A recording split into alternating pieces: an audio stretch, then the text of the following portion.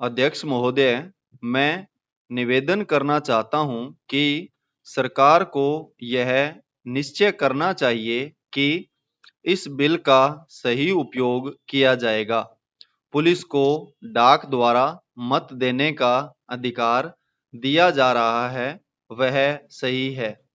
वह अधिकार इससे पहले ही दिया जाना चाहिए था। लेकिन आजकल चुनावों में जो गड़बड़ी होती है, उसको दूर करने के लिए सरकार को मूल अधिनियम में संशोधन करना चाहिए। माननीय सदस्य ने अभी कहा कि इस बिल पर ज्यादा वाद विवाद नहीं होना चाहिए, लेकिन हम विरोधी दल के लोग जानते हैं कि जूता कहाँ काटता है। अगर कांग्रेस पार्टी चुनाव से पहले गद्दी छोड़ दे और सरकार में न रहे, तब हम देखेंगे कि कांग्रेस को कितने वोट मिलते हैं।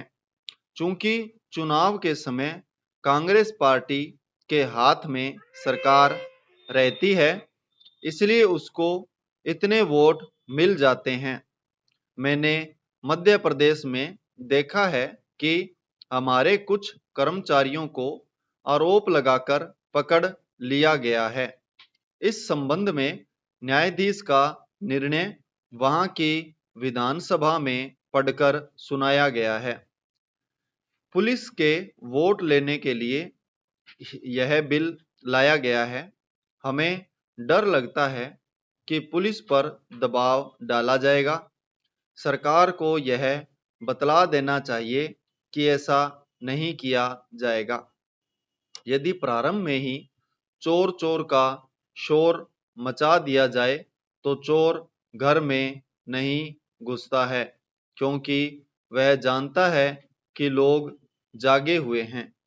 हम अपना यह शक और चिंता इसलिए प्रकट कर रहे हैं ताकि सरकार इन बातों का ध्यान रखे और चुनाव में होने वाली गड़बड़ियों को रोकने की कोशिश करे। यह जो छोटा सा बिल लाया गया है, वह किसी विशेष मतलब से लाया गया है, जैसा कि विरोधी दल के अन्य माननीय सदस्यों ने कहा।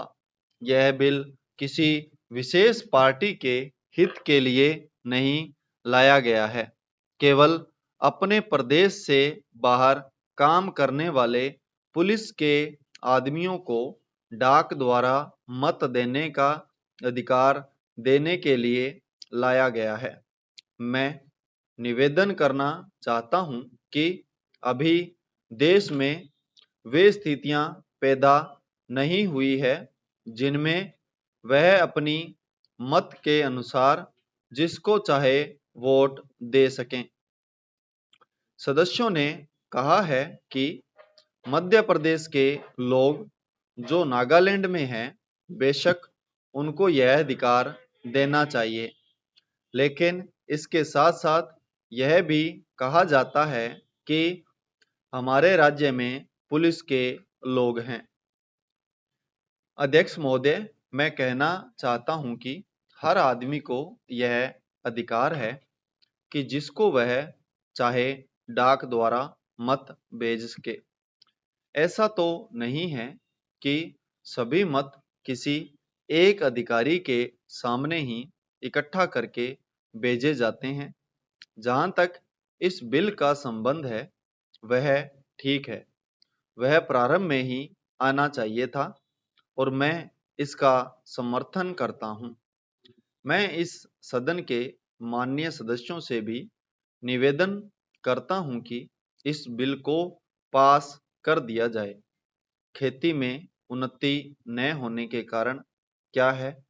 उसका एक कारण यह है कि खेती से संबंधित जितने विभाग हैं, उनमें आपस में समन्वय नहीं है। खेती के लिए अच्छी खाद की आवश्यकता है, पानी की आवश्यकता है, औजारों की आवश्यकता है और धन की आवश्यकता है। इन सारी चीजों के लिए अलग अलग विभाग है। मालूम ऐसा पड़ता है कि उनका आपस में कोई संबंध नहीं है। वे आपस में मिलकर कोई योजना नहीं बनाते जिससे खेती की आवश्यकताएं पूरी होती। इसलिए जब तक उनमें आपस में तालमेल नहीं होगा तब तक खेती की उन्नति नहीं हो सकती है। दूसरा कारण यह है कि योजना की बिल्कुल कमी है। इसके अलावा कृषि कॉलेजों से निकले हुए जो स्नातक होते हैं, जो खेती की बातों को जानते हैं, उनमें से एक भी आदमी खेती करने के लिए तैयार नहीं है। सभी प्रोफेसर बनने के लिए तैयार हैं। खेती के लिए कोई भी तैयार नहीं है।